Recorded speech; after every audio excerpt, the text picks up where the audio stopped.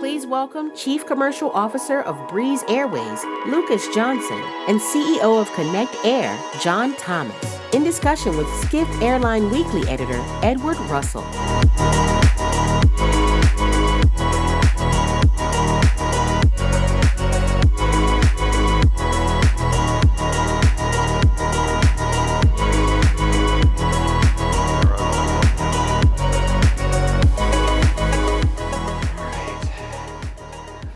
Well, I think I said this morning that you're going to get tired of me by the end of the day, but I am back.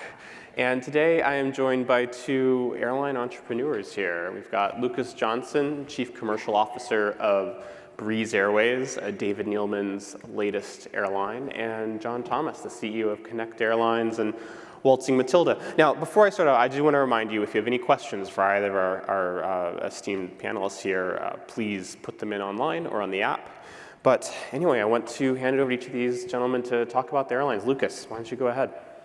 Yeah, so my name is Lukas Johnson. I'm the Chief Commercial Officer for Breeze Airways. And I met David 4.5 years ago. And David has started not 1, 2, 3, for I think this is his 5th now. And anybody that's met David knows the passion of his entrepreneurial spirit. And just we both had a shared vision about where we saw kind of the industry going in North America as he was returning up from Brazil. Nice. And for anyone who's interested, I would suggest the How I Built This with Guy Raz episode with David Neeleman. He will run you through his entire history of every airline he started, and so it's quite a ride. Anyway, John, tell us a little about Connect. Thanks, Ned. So Connect Airlines, startup, we hope to start revenue services subject to regulatory approval in January. Our focus is really how to lead the global airline industry into sustainability. So we launch with Q400s. People say you sort of counter what everyone else is doing. Everyone else is retiring Q400s. We're actually taking Q400s on. So the plan is to launch with Q400s in our target market, 40% less CO2 emissions out of the gate. And in 2025, 2026, be the first zero-emission airline in the world with the universal hydrogen conversion to ATR 72s. It's really exciting. We'll get to more on the sustainability in a minute, but I want to ask each of these guys a little bit about their airlines. So, Lukas, I'm going to go back to you. Breeze started with much fanfare, a year and a half ago? Yep, in May of last year. Yeah, May of last year, and now you've expanded with E190s, A220s, you're flying all over the country, but I have heard of some operational hiccups and stuff. Can you tell us how are things going and how are you managing that? Yeah, no, things have been going great. Putting 3 fleet types on in 12 months is a challenge, and David doesn't see obstacles; he just goes through them and brings the rest of us with him. But it's interesting that the airline's up. We're ramping well. This quarter, we're going to be growing over 50% quarter over quarter ASMs. So the ramp is real. Next year, we're going to multiply in size, and it's going really well. Guest satisfaction is incredibly high. Our guest NPS is way above where we thought it would be. We wanted to deliver an amazing product and brand as we're building it from scratch, and that's just it's what our focus is. So it's really rewarding to see the feedback from the guests about all that. And as you see, we just announced our 100th route 2 weeks ago, and then another announcement this week, and then it'll keep going as we keep ramping into next year and into the fleet book. Absolutely, and it's fascinating how you're doing it instead of the traditional. We all think of JetBlue as the New York airline. David Neeleman came in, started it, found a niche at JFK, built a hub there, but Breeze is this point-to-point airline. You've got bases everywhere, going all over the country. I look at the map, and I do like to look at these maps. They're fun, but it's a bit of a mess. How is that point-to-point? The point-to-point. What was behind that, and how's that going? Yeah, I think as a startup airline, and you can see this is, they're not out here with us, but the other startup from last year. Industry has changed a lot over the 20 years. When David started JetBlue, you had a very protected, controlled airport situation, which lends itself to difference. And I think you can look at the strengths and weaknesses of each of the airlines that have survived over the last couple of decades and seen why they choose the networks they did. But I think both the newer startups intentionally are looking at places that you won't be as concentrated just due to, it's a different industry now, and you've got very strong competitors. Absolutely, and you're right. It's a different industry. We've seen Allegiant Air, where you used to work, Lukas, have a huge success flying sort of point-to-point routes. So, John, Connect, like you said, launching shortly. I think you told me January, pending regulatory approval. But you guys are going with a very different model. You've got essentially a hub or a base at Toronto's Billy Bishop Airport, which, if any of you listening, you have to fly into Billy Bishop. Fantastic views of downtown Toronto and everything. It's a great airport. But you're going to be flying to cities on the East Coast in the Midwest with Dash 8s. Like, why that strategy? What are you doing? Why did you select that for Connect? So it was actually made for us because the only airliner certified for Billy Bishop is actually the Q400. Obviously, you've got Porter Airlines who have operated very successfully in there for, I think, 10 years or so. So it, to a certain extent, in terms of where we were going to launch Connect, it was about where are the most lucrative routes. And the most lucrative routes from a yield perspective is obviously transporter. Transporter have always been very high yields. And so number one was the yields. Number two was sort of lower competition because you just had an incumbent being Porter. And number three was, as we all know in this industry, it's all about, to Lucas's point about protected assets. What a lot of people don't realize is that Billy Bishop is a slot-constrained airport. And when we started off, a lot of people said, look, you'll never get the slots into Billy Bishop. There's 224 daily slots. And we're pleased to say that for the northern winter, we were actually allocated 42 daily slots. So 42 out of a total of 224 for a startup in a slot-controlled airport, we think is pretty good. No, absolutely. And now you've named your first few destinations, Philadelphia, Chicago O'Hare, and there's also going to be a partnership with American. So you'll have some feed. Is the idea to sort of build out that partnership with American to more points, or are you going to start going to your own markets? I mean, yeah. So Ned, I think our strategy is much more around obviously look for routes where there's strong point-to-point, but also try and tap into connecting markets. There's something like 264 people a day that connect over Chicago to go to the Toronto area. So our view is, yes, it's very strong point-to-point market, Chicago to Toronto, but operating into a very strong hub like O'Hare, we should pick up a lot of connecting traffic as well. So our strategy also as an airline is we're a branded airline. We don't believe in the CPA model. We think the CPA model is sort of in its sunset days.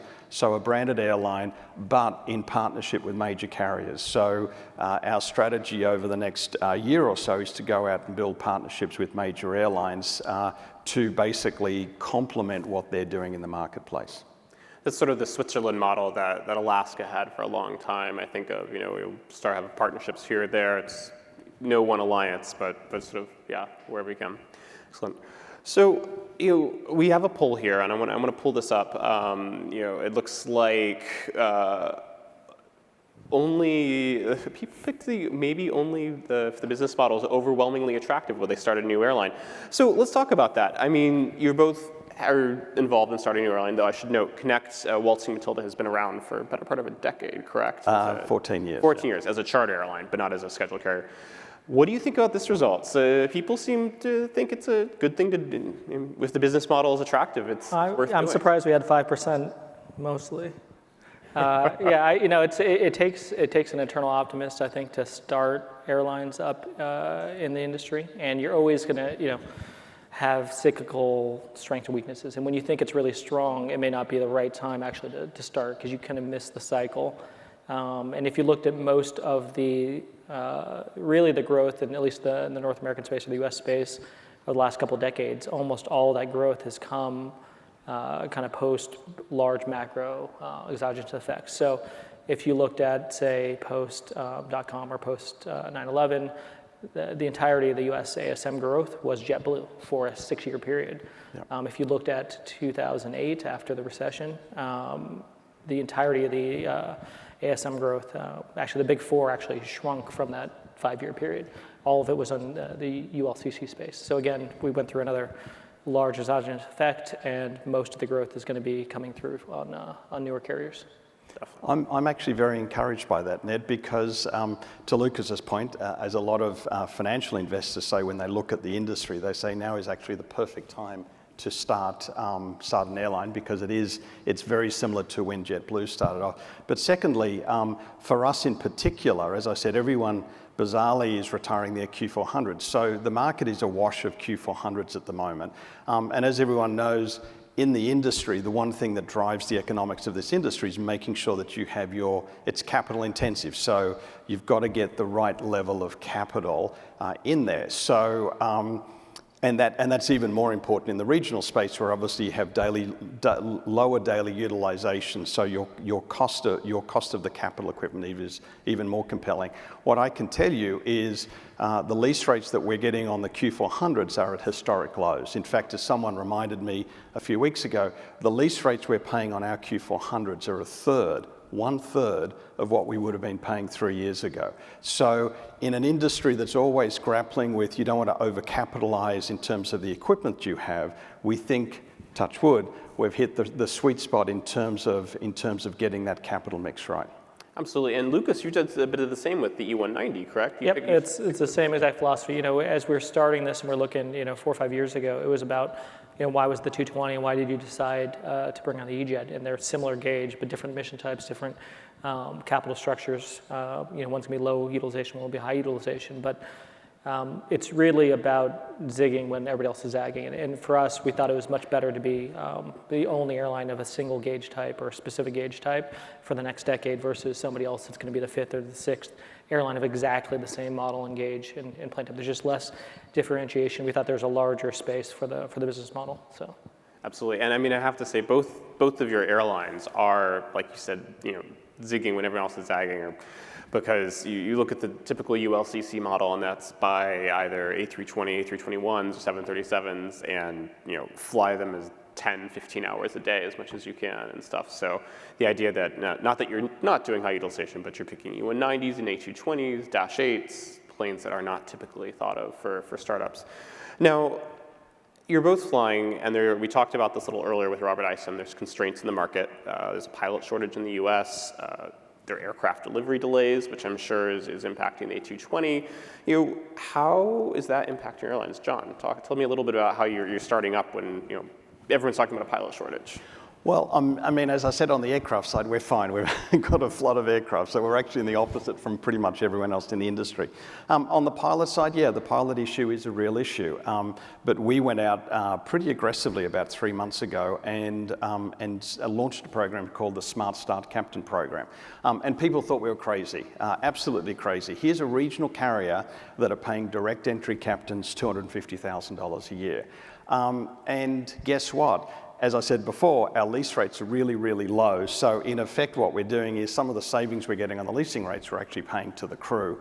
But I got to tell you, the quality of the quality of the captains that we're getting at $250,000 a year, it's exactly what you say. You get what you pay for. We have this phenomenal group of captains who have joined us, and I look at the quality of our captains, the experience of our captains, and we're not a startup. We're a legacy carrier if you look at the quality of our captains. And interestingly enough, we've hit this sweet spot. It's basically captains in sort of 45 to 55 years of age. For some reason, they miss the legacies, et cetera, et cetera. I mean, our classic is we have a 55-year-old who was an FO with one of the majors, and he'd been flying around the world with European, Middle Eastern carriers, and finally came back to the States because of the seniority list got put down to the bottom on this with one of the legacies. And he was told at 55, he said, look, you will not get to the left-hand seat for at least 8 years. So, you may have 2 years with as captain, and guess what? You probably will be flying right seat with a 30-year-old captain. And so we have a totally different situation where we have these 50-year-old captains who have got 30 years of experience. And so we say to when we go out recruiting FOs, and we have a pipeline of about 80 FOs in our pipeline, we say to FOs, you're just starting your career in the industry. There's no, and I always believe this industry is very much master apprentice. There's no better way to start as an FO than have a 50-year-old captain with 30 years experience sitting in left seat, because boy, you are going to learn more than any sim session or whatever by doing it. So we think we've actually set ourselves up for very long-term success by making effectively an investment in the pilots. So you would say that Connect you have enough pilots to meet your start? Okay. Yep. Lucas, what about Breeze? How are pilots? What about aircraft? Yeah, so on the aircraft side, you mentioned, at least on the 220 side, because it's coming from assembly, we've had the same issues that a lot of the other carriers have had. It's still coming. We're still going to triple in size next year, so it's all relative. Growth is tripling versus quadrupling. It's fine on that side. So I would say we've adjusted to the plan. We're also bringing on a lot more aircraft than I think most startups would be at this time. On the pilot side, we've done the same thing with direct entry. We've got multiple different pipelines to go through there. Really, for this year, it's really been about training resources. With the government is something that you can't always control. And in terms of the pilot total supply, we've got plenty of pilots into next year that we've already hired. So it's just about getting them through the schoolhouse and actually flying. That's good. That's good. So Breeze has enough pilots. We have a lot of pilots. Okay. All right. Now, Mr. Stephen Udvar-Hazy said this morning that every Airbus and Boeing plane was 5 to 7 months late at least. Would you agree with that? Sorry, say that again. He said it was about every 5 to 7 months late coming off. Would you agree with that rough? Yeah, we've adjusted most of our 2023 fleet plan kind of in the 3 to 6 month range for most of the planes coming out. Yep. Yeah, it's definitely an issue. Now, considering these constraints, pilots, aircraft, do you think that the window for new startup airlines is closing from this crisis? And thank you for the overview of how crises create opportunity. But do you think the window's closing now? Yeah, I think there was the moment in time. You can see from that the capital markets are not very good right now. It's shifted a lot. It's been very dynamic the last couple of years, but looking at this and looking at high fuel, it would be hard to really get somebody to commit right now, and that's the key for ourselves and a fellow who started last year. That when your capital came in was very important, and so that was very well timed. And it's you could also be the flip side; it could be coming in at a very inopportune time. So I think if you're an investor, you're looking at it, you may be on the sidelines right now. There's a lot of uncertainty in the macro environment. So. Right. You agree with that, John? Yeah, and I think there's a whole raft of reasons why that. I think that it's moved on, but one of them is again, you just can't get the equipment nowadays. Yeah, I mean, what did again, Mr. Hazy said this morning that 94% of their aircraft are being extended. Now I know it's not necessarily Dash 8s and E190s, but when 60% is the norm and 94% are being extended leases, it makes it much tougher to get aircraft. Yeah, I mean, if you're putting in a new order, it's for most aircraft types, it's very far into the future. If you're looking at the U side, again, people are extending through. So it's a tight, especially what's happened last year, it's been very tight. And I think if you're a startup trying to acquire that, it's a hard road or hard sell for people. Yeah, absolutely. Now, shifting gears a little bit, let's talk a bit about premium leisure travel. That's a growing segment. It was a Skift megatrend for 2022, and we've just continued to see the strength. I have a 4-year-old, and I was talking, as you remember, Robert Eisen buy up to premium economy when I fly with him. I want to be more comfortable, but Lucas, Breeze, you have some pretty large premium cabins on your A220s. Talk a little about, what's the idea behind that, and are you filling those? Yeah, and I would say, we launched the brand based on premium leisure, so everybody's been following along on that side. I'd say the response and how it's changed a little bit of we felt really strongly 4 years ago about the segmentation wasn't really good in the space. You had business carriers and you had ULCCs and you had a little bit of hybrid, but even Southwest doesn't have a very differentiated product. So going out with the right segmentation, we thought there was a big opportunity. And so now the guest response has been really, really strong. People love the different optionality they have. You've got the right mix of going in, and people have been on the non-ticket side or on the bundle upgrade side, it's been incredible response for the premium side. People were willing to pay for that better experience, absolutely. Nice. And the A220s have what, 36 of these? So for the first? The A220 is like the first class, So the first 7 we took had 36, and then the plane 8, which we've already got into service, we're selling a different configuration, which is going to be 12, 12 business class seats, 45 with extra legroom, and then 80 on standard legroom. Nice. Now, will that 12 configuration be the standard one now, or are you going to mix it up? Yeah, it'll be more standardized to that, and I think there's definitely markets that you could have a much higher premium end side, but given where we're headed in getting to standardization is important. I think the plan from putting in the order 5 years ago is a little bit different, and I think that's probably the right mix given where we're headed with the network. Okay, nice. Now, John, you are on a turboprop. You're going to be putting a first-class, a premium cabin, which is unique. I mean, so are you similarly thinking premium leisure? Are you thinking business travelers? What's the idea behind that? Well, again, Ned, given our focus is Toronto City, Toronto City Airport is very convenient for business travelers. And again, business travelers do want extra legroom. So we did the radical step of taking row 7 out of the Q400s, which gives us 26 seats at 35 inches and the balance of the aircraft at the 48 seats at the 30 inches. And 35 inches on a Q400 is really, really comfortable. So it's not just the seat, it's obviously the other soft benefits that you get. We're actually going to have a meal service. A meal service on a 90-minute flight is pretty unique. But yeah, I think we are the first operator of a turboprop in the world to actually have a premium cabin, economy plus cabin. Yeah, no, I mean, well, at least since United parked their Q400s 5-7 years ago now. That's true. Now, when you say meal service, is that just going to be for the premium passengers, or is it for the whole? Well, again, given my legacy in ancillary revenue in the industry, Ned, you'd know I'd never let anything go by. So no, it will be packaged in the front cabin, and it'll be food for sale down the back. Okay, nice, excellent. So I want to come around to something that you mentioned earlier on, John, which was sustainability. And Connect has a deal with Universal Hydrogen, which is a fascinating company that is developing hydrogen fuel cells that can power electric engines in electric powertrains and aircraft. Had a chance to speak with them a few months ago at a JetBlue Ventures event. But you are going to be introducing those, you said 25, 26. Tell us a little bit about the idea behind that. Why the drive to have hydrogen-powered turboprops? Well, I mean, unfortunately, as an industry, Ned, we've sort of set these very, very tall goals by 2050, and we've got to start somewhere. And I think what a lot of people realize is that it's in the regional space that's where the technology today can actually be adapted to have zero emissions.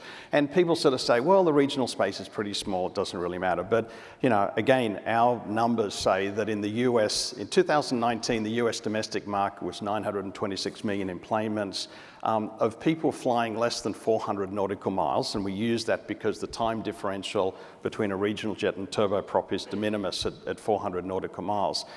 There's 210 million of those 926 flying those short sectors, which is about 24% of the market. And in 2019, moving those 210 million passengers around emitted 17 billion pounds of CO2 emissions.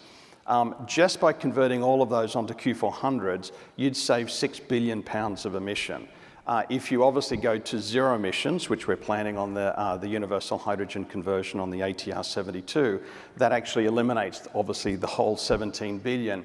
And that 17 billion in context of the entire US airline industry's carbon footprint is nearly 10%. So by actually focusing on the regional space, where, as I say, the technology is there, it obviously needs to be certified, et cetera, and hence the 2025, 2026 timeframe, but we could actually make a real dent into the carbon footprint, certainly of the US airline industry.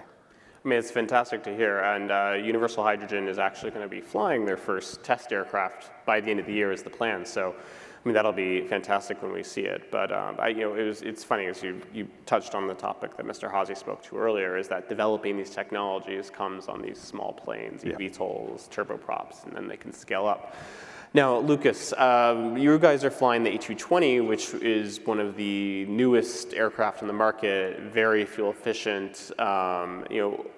that choice seems very, well fit for the time as we're looking to Yeah, I would say for us, for most of the traditional technology, it'd be on the, fly efficient aircraft and fly them more nonstop, I guess, versus going out of the way and connecting, and that's going to be the path for a lot of the way to get to sustainable. And I would say on the 2050 side, it's easy to put out goals when I'll be hanging on by a thread maybe at 2050. I don't know how some of the other people are going to be that are making some of these decisions. So I would say there's a little bit of ease on making some lofty goals that you'll never have to face. Okay, excellent. Very good. It's going to be any SAF sustainable aviation fuel agreements for Breeze anytime soon, or nothing that we're announced now. Not yet. Focused on growth. All right. International, of course, John, you would be flying from Canada to the U.S. right away, but Lukas, Breeze is currently a domestic airline. Are you guys looking at Canada, Mexico, international flight? Yep. We're in the process right now. We've got, like I said, the first year was getting the free fleet types on. Now we're in the process with the FAA of getting flag and international ops set up. So not announced this week or next week, but in the near future, I would say we'll be making some announcements. Okay, well that's exciting. And John, as you guys are expanding, you've already talked about looking at connecting points and other points. Is it going to stay Toronto, or are you looking at maybe other gateways, Ottawa, Montreal, to the U.S.? So I think again our model is set up perfectly to Toronto into the US, and obviously we are a US carrier, so we're a bit sensitive about people saying our base is Toronto. No, our maintenance base is actually Philadelphia. So no, we think there's a lot of growth potential at Billy Bishop. One of the constraints at Billy Bishop at the moment is that they don't have pre-clearance, but pre-clearance should come in the next couple of years, and once that happens, potentially flights into LaGuardia, into DCA. But no, we think that there is a lot of opportunities of just basically within that 400 nautical mile radius around Toronto, building up routes. But again, one of the things that makes us unique as a startup is that we actually went for 3 types of operations, where we'll be certified for domestic schedule, for supplemental and flag, obviously flag for Toronto. But no, we have plans for domestic US services, and we think there's a great opportunity. I mean, there is something like about 800 regional jets out there that are 20 plus years old that should be retired, and being able to replace those aircraft with an aircraft that's burning that has a 40% lower CO2 emissions, we think is probably in the near term. So no, we plan to build up sort of our domestic operations as well. Oh, that's exciting. I mean, I have to ask though, Americans are notoriously fickle about flying on turboprops, preferring jets. We hear it again and again. Is that a concern for you? I mean, Billy Bishop obviously has to be the too cute, but for domestic, do you have any concerns about that? Well, I think just if you look across the board of US carriers, I think let's just say that the environment, the CO2 or the ESG message is going to become stronger and stronger. And as I say, it's a fairly easy solution to switch regional jets for turboprops. But I mean, we're not naive about the fact that there is this perception that Americans don't like flying on turboprops. So number one, the Q400 is called the Q400 because it is a lot quieter than the predecessor Dash 8s. And number two, one of the things that the industry has done a disservice is the fact that most turboprops, when you board them now, you actually walk out onto the ramp and your sort of nose is rubbed into the face that you're getting on a turboprop. All of our services will be through JetBridge, and my view is that most people coming down to JetBridge don't know where they're getting on. They don't even know what type of aircraft they're getting on. So number two, but the other thing too is that we are going to have a much better proposition, as I say, with the premium cabin at 35 inches versus a 50-seat ERJ 145 or CRJ 200, where everything's at 30 inches. We can provide a much more comfortable service, having the bigger overhead bins so that you don't have to valet check your bag like you do have to on an ERJ 145. Part of our mandate is we need to change Americans' perception of flying on turboprops. Well, that is a good challenge to take, and one that we'll watch you closely. Well, I want to thank both of our speakers, Lukas, John. Thank you so much for joining us today, and thank you. Thanks.